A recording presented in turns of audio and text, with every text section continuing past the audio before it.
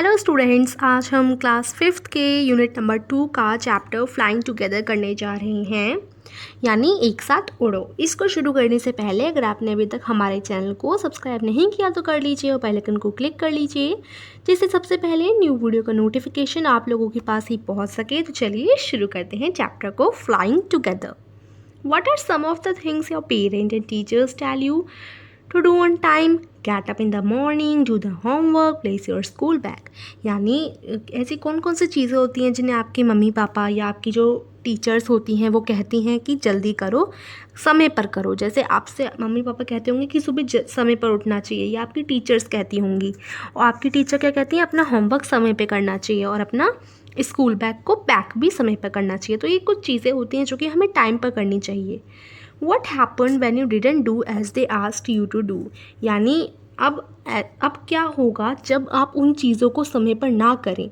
जैसे मान लीजिए आपके टीचर ने आपसे बोला कि अपना होमवर्क समय पे कर लेना, लेकिन आपने अपना होमवर्क समय पे नहीं किया। तो ऐसा हो जाता है ना कभी कभी। तो इस स्टोरी में ये बता रखा है कि अगर ऐसा नहीं होता तो क्या होगा। ठीक है, तो चलिए हम शुरू करते हैं। Deep in a forest stood a very tall tree, यानी घने जंगल में एक बहुत ही लंबा ट्री था, एक बहुत ही लंबा पेड़ था। It's leafy branches spread out like strong arms, और उसकी जो ब्रांचेस थी, टहनियाँ थीं, वो काफ़ी स्ट्रॉन्ग थी, मजबूत थी। This tree was the home of a flock of wild गीस।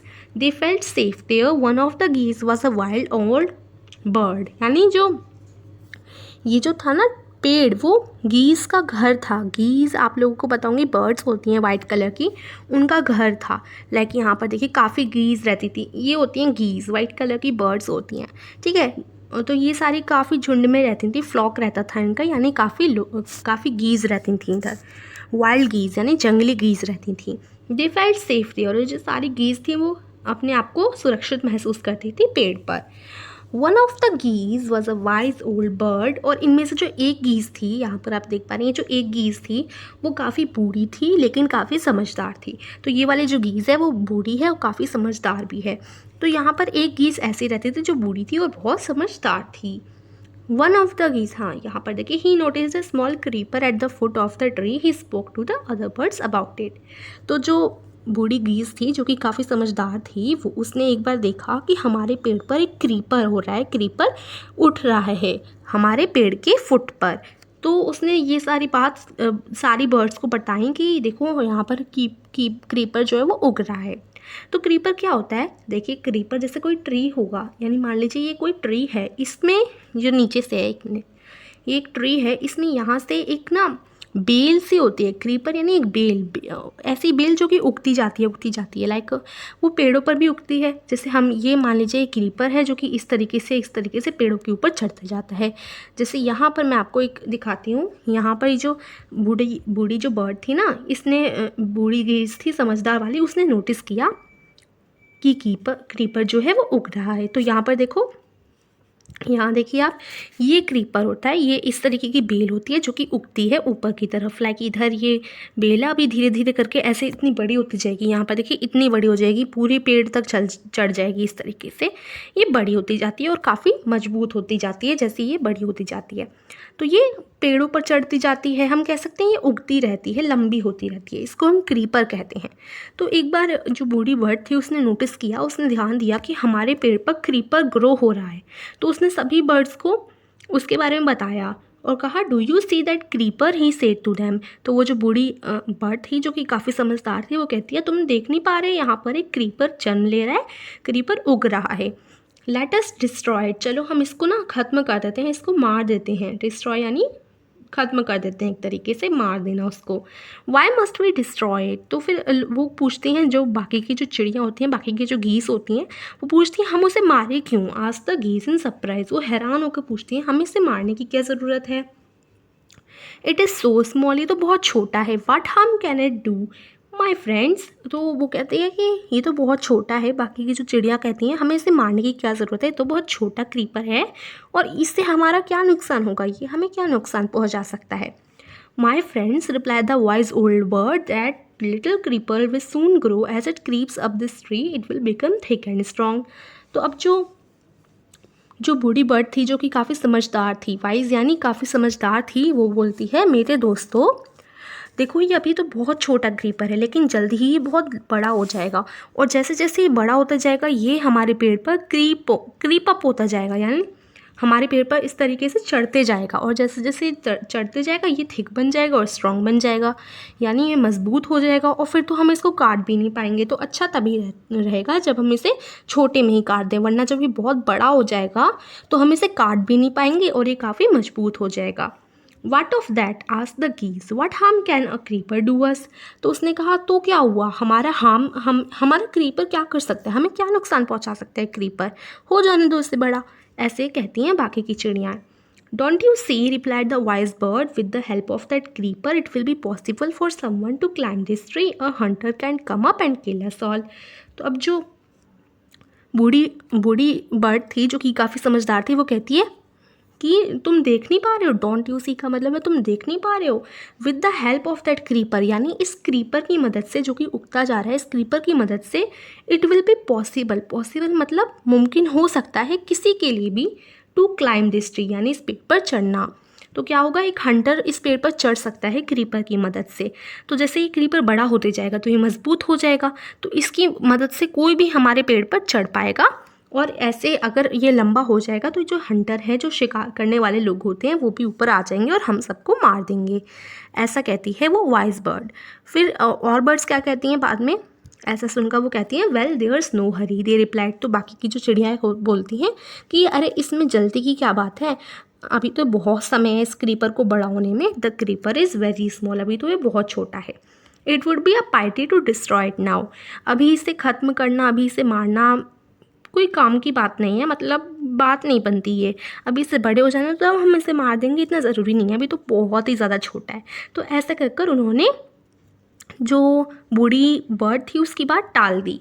Destroy the creeper while still young, the old bird advised, now it is tender and you can cut it easily. तो अब वो कहता है, जो बूढ़ी बर्ड थी समझदार वाली, वो कहती है कि इसे अभी मार देना सही है, अभी ये बहुत छोटा है, अभी ये टेंडर है, टेंडर यानी बहुत छोटा है, हम इसे जल्दी ही मार पाएंगे, जल्दी ही इसे काट देंगे, later it will become hard and you will not able to cut it. अगर तुम बाद की बात कर रहे हो तो बाद में तो ये बहुत बड़ा हो जाएगा, मजबूत बन जाएगा, हम इसे नहीं काट पाएंगे। We will see answer the birds. तो जो बाकी की चिड़ियाँ थी, बाकी की जो गीज़ थी, वो कहती हैं हाँ हाँ हम देख लेंगे, यानी उन्होंने कह दिया कि हाँ हम काट देंगे, but they did not destroy the creeper, लेकिन उन्होंने नहीं काटा क्रीपर को। They forget the wise old man's advice, और जो बूढ़ा गीज़ था जिसने ये बोला था कि अभी मार देना चाहिए इस क्रीपर को, उन्हें वो भूल गई सारी गीज़ और बोला कि हम बाद में देखेंगे, तो मतलब टाल दी उनकी बात। जबकि उसने कहा भी था, जो बूढ़ा समझदार वाला गीस था, उसने कहा था कि इसे मार दो, लेकिन जो बाकी की गीस थी उन्होंने कह दिया कि हम मार देंगे, लेकिन उसके बाद नहीं मारा, नहीं ख़त्म किया। It begin winding it's way up the tree. अब देखो मारा नहीं, तो ये देखो ये जो बेल थी, वो जो बहुत छोटी बेल थी, वो ऐसे ऐसे ऐसे कर करके बहुत लंबी बन गई, और एक दिन क्या हुआ, stronger and stronger it become until it was as strong as a thick rope. और वो इतनी हार्ड बन गई कि जैसे यहाँ पर देख पा रहे हैं, इतनी हार्ड बन गई कि जैसे एक बहुत मोटी रस्सी बन जाती है। One morning when the geese had gone out in search of food, a hunter came to the forest. एक दिन, एक सुबह की बात है, जब काफ़ी सारी जो चिड़िया इधर रहती थी पेड़ पर, वो गई हुई थी खाना ढूंढने अपने लिए, और उसी समय जो एक हंटर था वो जंगल में घूम रहा था, वो जंगल में आया। So this is where the wild geese live, और वो उस जगह आ गया जहाँ पर ये जो गीस थी वो रहती थी। तो हंटर ने देखा होगा कि यहाँ पर देखो बेल लगी हुई है, तो हंटर उसके ऊपर चढ़ गया, पेड़ के ऊपर। When they come, he said to, so this is where the wild geese live, he said to himself, when they come back in the evening I shall catch them. तो जो शिकारी होता है वो सोचता है कि चलो अभी मैं इस पेड़ पर अपना जाला बिछा देता हूँ, इस तरीके से उनका बड़ा सा जाला होता है शिकारी का, तो वो सोचता है अभी मैं जाला बिछा देता हूँ। When they come back in the evening I shall catch them, यानी जब वो शाम को वापस आएंगी सारी गीस, तब मैं उन्हें कैच कर लूँगा, उन्हें इस जाले पे फंसा लूँगा। The hunter climbed up the tree with the help of the creeper, he got to the top. यानी क्या हुआ, तो जो हंटर था, जो शिकारी था, वो इस पेड़ पर चढ़ गया, इस पेड़ पर चढ़ गया, और इसे आसानी, पता है इसको आसानी क्यों हुई, क्योंकि यहाँ पर तो जो क्रीपर था वो इतना बड़ा हो गया था, तो क्या हुआ कि हंटर को तो आसानी हो गई पेड़ पर चढ़ने पे, क्योंकि देखो इस पे ये पैर जमा कर चढ़ने लगा और आसानी से पेड़ पर चढ़ गया, है ना। तो एक दिन क्या हुआ, वो पेड़ पर चढ़ गया उस क्रीपर की मदद से, ठीक है। फिर क्या हुआ, वो बहुत टॉप पर पहुंच गया, यानी जो वो था शिकारी जो था वो एकदम पेड़ के टॉप तक पहुंच गया, ऊंचाई तक पहुंच गया। उसके बाद उसने क्या किया, देखिए उसके बाद उसने जाला डाल दिया, स्प्रेड हिज नेट थे देयर, जो वो जाला लेकर आया था, जाले को हम क्या कहते हैं, नेट कहते हैं, नेट। उसका जो नेट था उसने वो उस पेड़ पर डाल दिया। Then he climbed around and went away. तब वो नीचे वापस से क्लाइम्ड, यानी क्लाइम्ड का मतलब चढ़ा, डाउन का यानी नीचे, डाउन का मतलब यानी नीचे, तो यानी नीचे की तरफ उतरा और उसके बाद वो चला गया। इन द इवनिंग द गीस return home, they did not notice the net. एक बार क्या हुआ, फिर मतलब जो बाकी सारे जो गीस थे वो गए हुए थे ना बाहर, फिर वो इवनिंग को वापस आए, रिटर्न होम यानी रिटर्न का मतलब होता है वापस आए। दे did not notice the net, और उन्होंने नेट जो था उसे नोटिस नहीं दिया, जो जाला बिछा हुआ था उस पर ज़्यादा ध्यान नहीं दिया। As they flew into the tree they were trapped, और जैसे ही वो पेड़ के ऊपर गए वो सारे ट्रैप हो गए, यानी ट्रैप का मतलब फंस गए उस जाले में। They struggled hard to get out but could not, और उन्होंने बहुत मेहनत की उधर से निकलने की, लेकिन वो नहीं निकल पाए। और फिर वो बोलने लगे हेल्प हेल्प, क्राइड द गीज, जो सारे गीज थे वो चिल्लाने लगे मदद करो मदद करो, we are caught in the hunter's net, हम शिकारी के जाल में फंस गए हैं। Oh what shall we do, तो सारे पूछने लगे कि अब हम क्या करें, हम तो फंस गए, हम तो फंस गए, ऐसे वो बोलने लगे। डोंट मेक अ फस now said the wise old bird, यानी जो वाइज ओल्ड बर्ड थी, बूढ़ी बर्ड थी, वो कहती है कि अब तुम ऐसे झगड़ा मत करो, चिल्ला चिल्ली मत मचाओ, इतना शोर मत करो। अब ऐसा करने से क्या फ़ायदा। Long ago I told you to destroy the creeper but you did not dead, बहुत पहले मैंने तुमसे कहा था कि जो क्रीपर है उसको हटा दो, उसको मार डालो, उसको डिस्ट्रॉय कर दो, लेकिन तुमने नहीं किया ऐसा। Now see what has happened, अब देख लो, भुगत लो जो हुआ।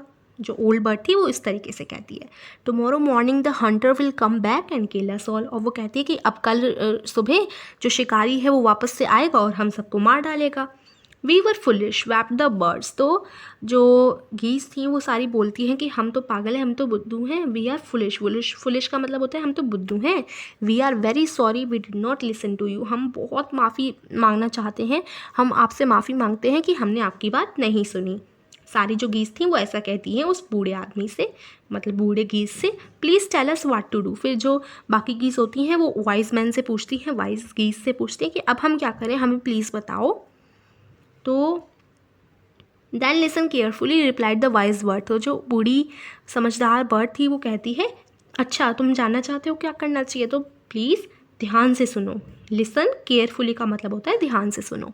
When the hunter comes, you must all pretend to be dead, जब शिकारी वापस आएगा ना सुबह, तो हम सब ऐसे नाटक करेंगे। pretend का मतलब होता है नाटक करेंगे, to be dead, dead का मतलब कि हम मर गए हों, dead यानी मरा हुआ कोई, तो हम ऐसा नाटक करेंगे जैसे हम मर गए हों। just lie still यानी बस पड़े रहना, lie का मतलब होता है लेटे रहना, जस्ट लेटे रहना, जिससे उस शिकारी को लगे कि हम लोग मर गए हैं। The Hunter will not want dead birds, जो शिकारी है वो मरी हुई जो चिड़िया होंगी उसको नहीं चाहेगा।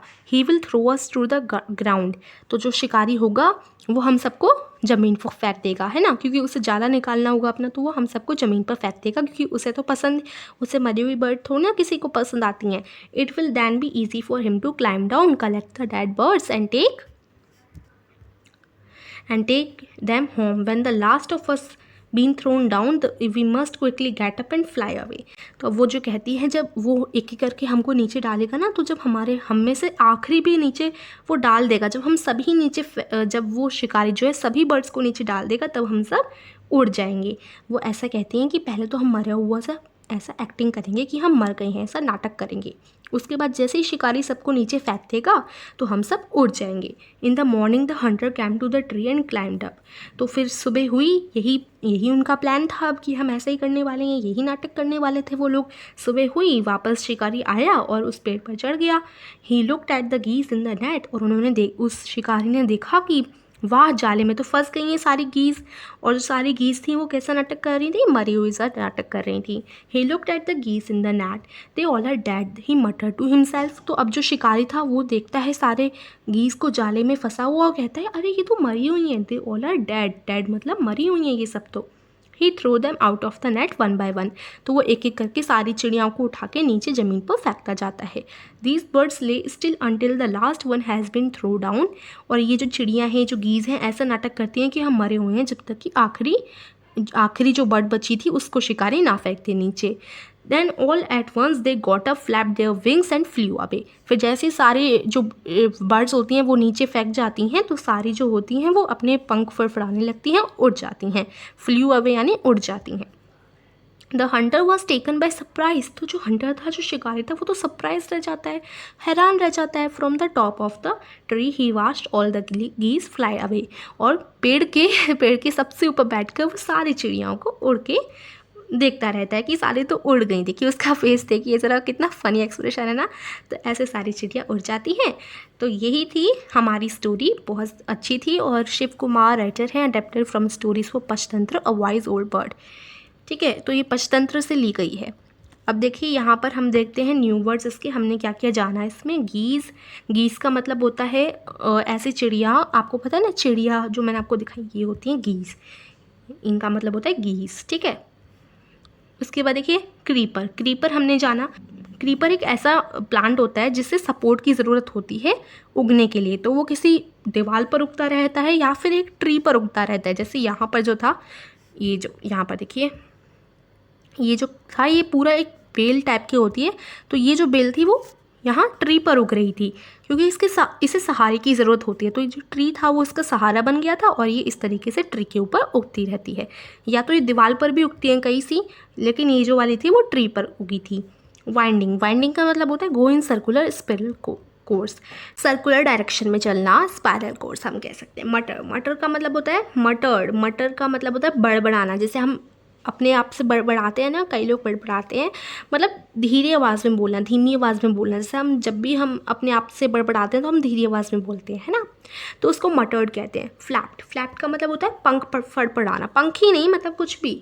Move wings up and down, यानी जो पंख हैं उनको ऊपर नीचे ऐसे करना, उसे हम कहते हैं फ्लैप्ड। ओके, तो ये था आपका chapter flying together. I hope समझ आया होगा। तो वीडियो को लाइक कीजिए, शेयर कीजिए, और थैंक यू।